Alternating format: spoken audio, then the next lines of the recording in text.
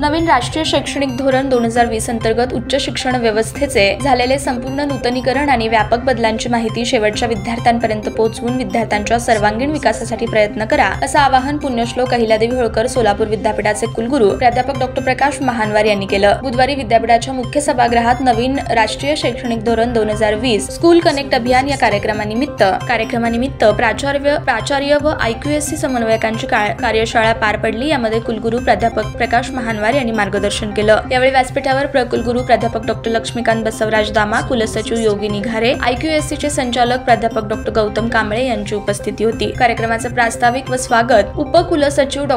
उमराव मेटकरी यांनी केलं। या कार्यशाळेत IQSC चे संचालक डॉ. कांबळे यांनी स्कूल कनेक्ट NEP कनेक्ट अभियान कनिष्ठ व वरिष्ठ महाविद्यालयामध्ये राबवण्यासंदर्भात सविस्तर माहिती दिली। या कार्यक्रमास प्रभारी अधिष्ठाता, प्रभारी सहयोगी अधिष्ठाता, प्राचार्य, समन्वयक आदींची उपस्थिती होती। या कार्यक्रमाचे सूत्रसंचालन प्राध्यापिका तेजस्विनी कांबळे यांनी केलं।